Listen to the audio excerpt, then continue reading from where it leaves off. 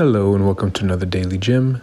It is Wednesday, January 17th, 2024, and today I want to talk about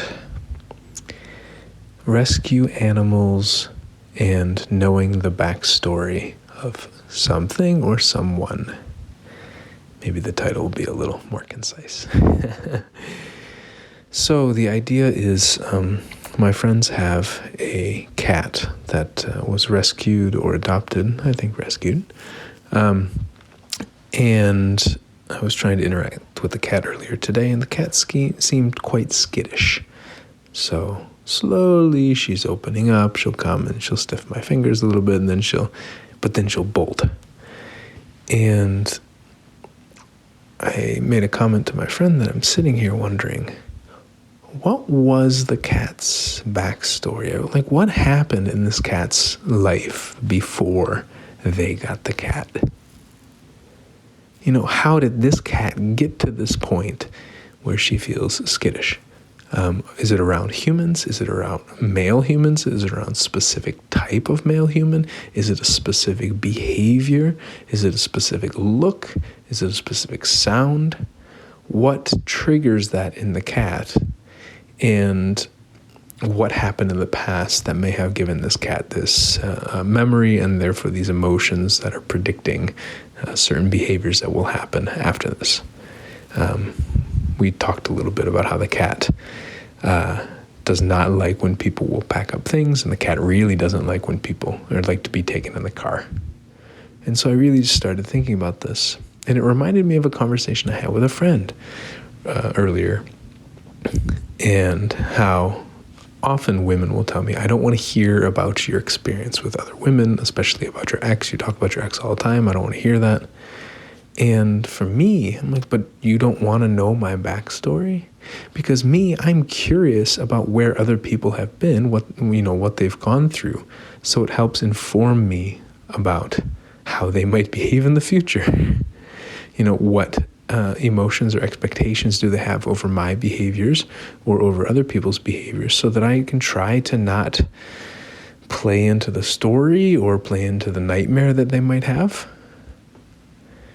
And so I think so often, one of the things I struggle with when it comes to animals is that the cat can't tell me which behavior of mine is is making them feel afraid or scared or nervous or whatever. The cat can't even put that emotion into a word. So I have to try to look at its behavior and try to understand. And I may guess its feeling, but not necessarily the context behind it.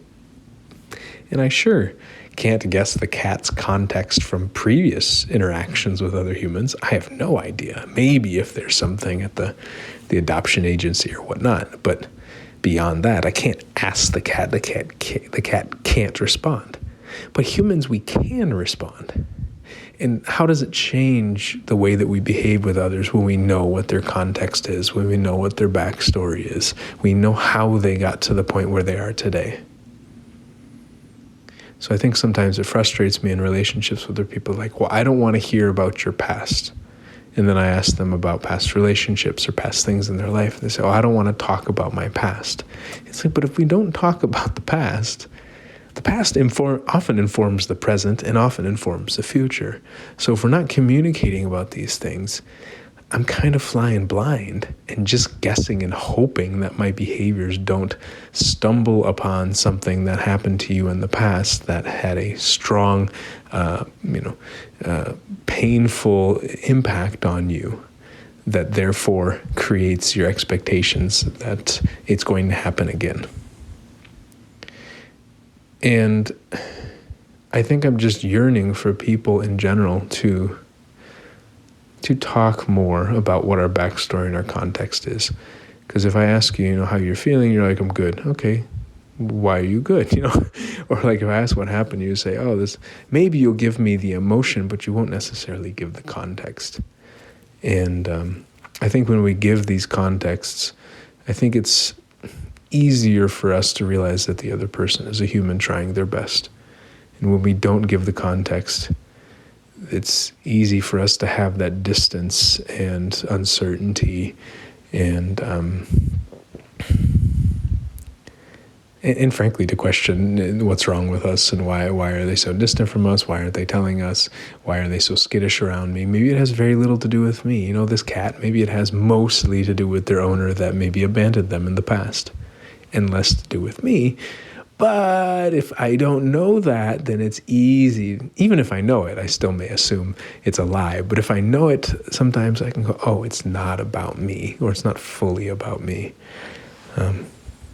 And now this may sound like a very simple thing, but I wonder what impacts it can have on a very large level.